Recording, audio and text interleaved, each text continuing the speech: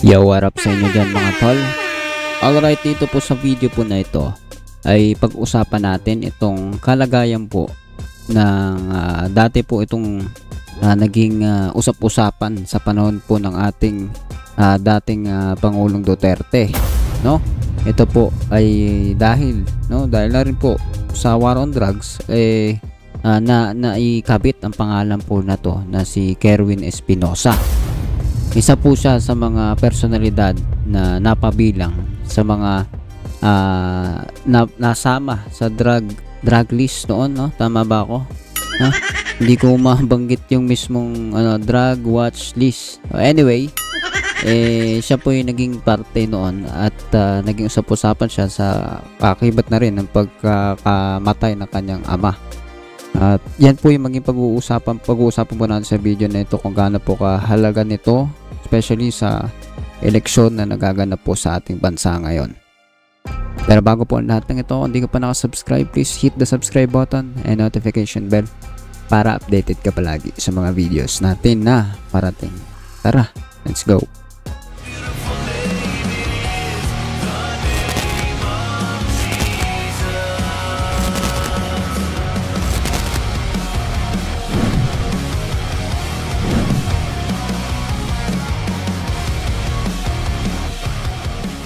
So yun na nga mga tol, no? Sabi po dito sa balita na ito, no? Albuena Leyte mayoral candidate Kerwin Espinosa has been discharged from the hospital after being shot while in a campaign event in Barangay Tinagan. Okay, so meron pong insidente ng pamamaril, no? Na naman, kung matatandaan po ninyo sa mga nakalipas na panahon ay hindi na po bago itong mga ganito, lalo't eleksyon. Kaya nga po pag eleksyon ay mahigpit po ang seguridad, may inihigpitan po ang security sa buong bansa, especially dun sa mga maiinit na lugar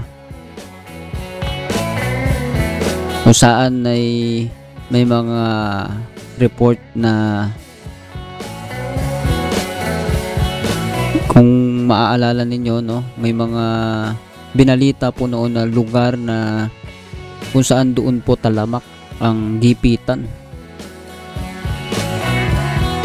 sinisikil, sinasakal ang kalayaan, especially sa pagboto.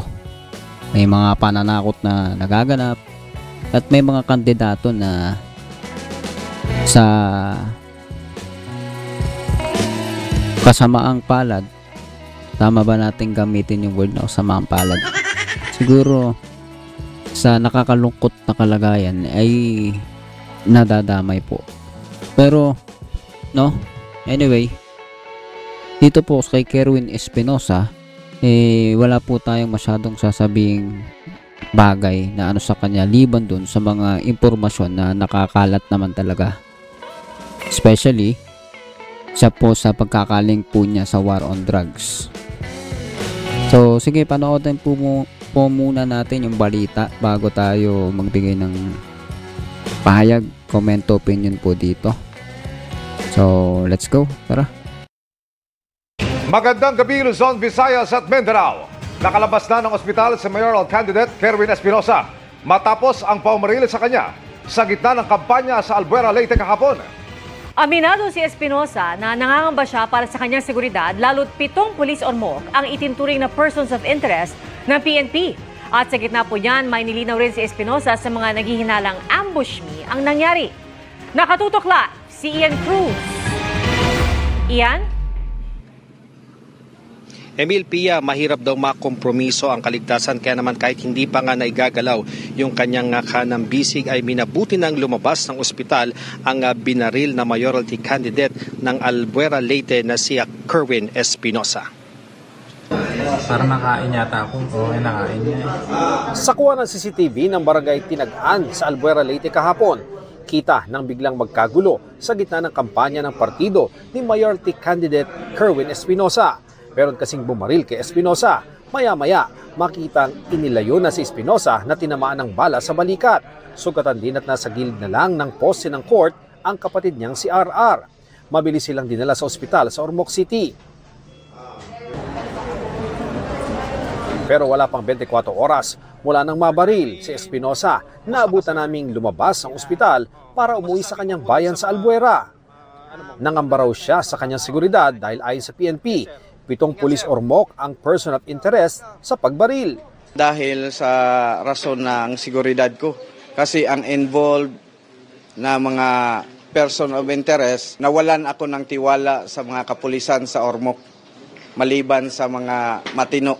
Ayon sa PNP, itinuturing na persons of interest ang 7 pulis na nasa kustodiya na ng pulisya. Kinumpiska rin ang kanilang mga armas. Naka-assign po sila lahat sa Ormoc City Police Station po. So ang inimbestigahan po natin ngayon ay kung ano ang kinalaman po nila dito. Iniintay po yung result po ng ballistic examination kung meron po dito sa mga na-recover na baril na recently naiputok. Yung ating buong pwersa ng Leyte Police Provincial Office ay patuloy na nagkakandak ng in-depth investigation para mahuli na po ang gumawa nito. Pag yung biktima po ay isang kandidato o supporter, it is classified as suspected election-related incident.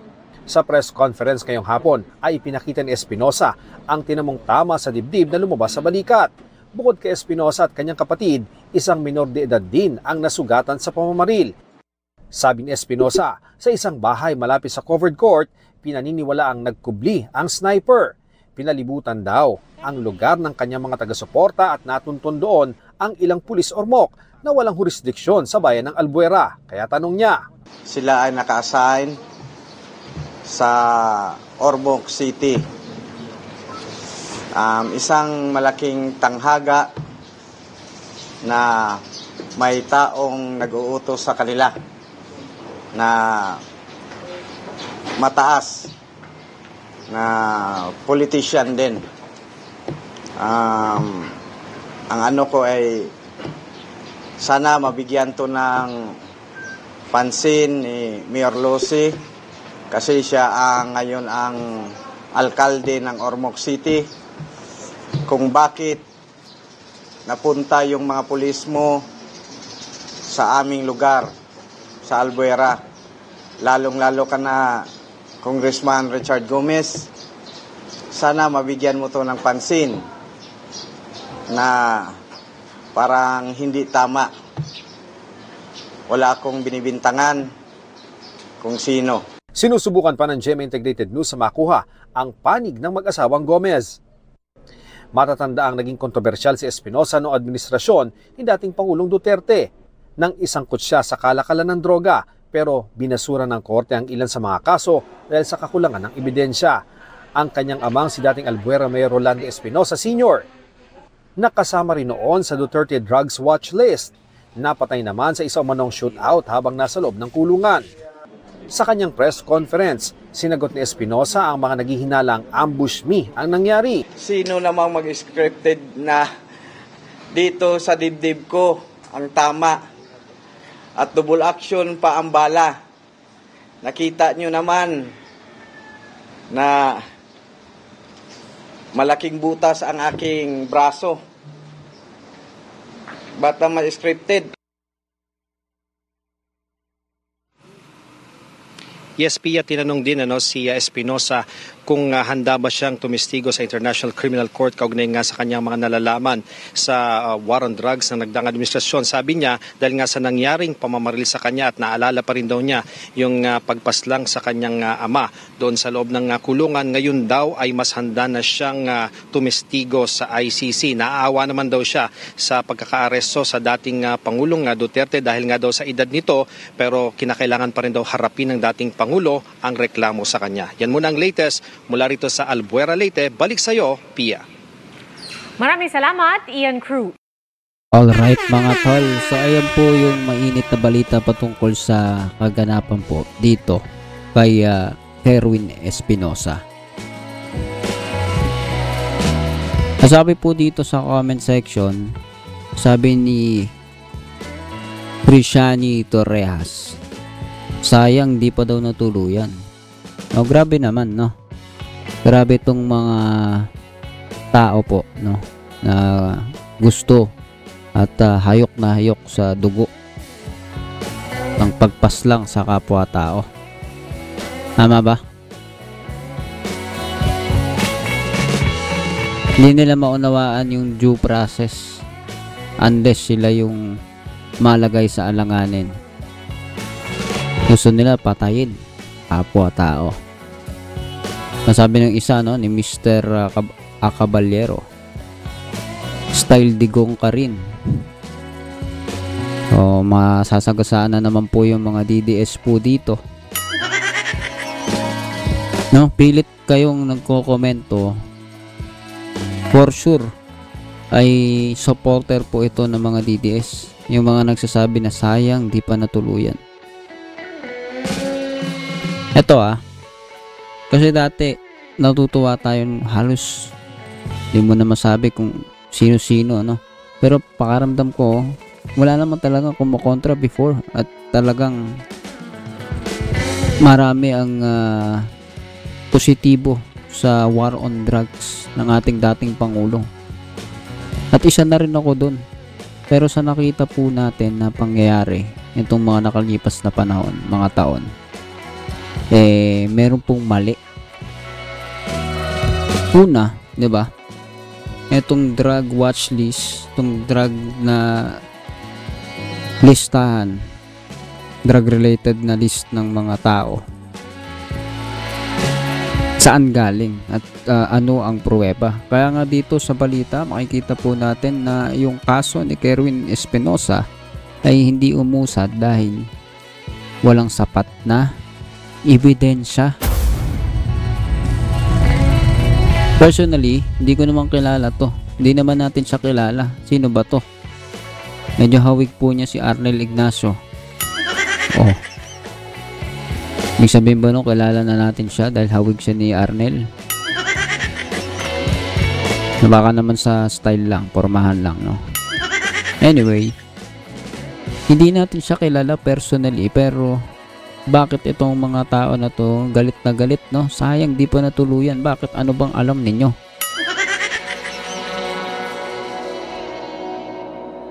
Sabi naman isa, tama, di pa napapahamak. Matapos sabihin ng isa na sayang di pa daw natuluyan. So isipin po nating maigi, no? Itong mga bagay na ito hindi dapat humahantong sa ganitong kalagayan ng pagpaslang sa buhay ng ating kapwa-tao.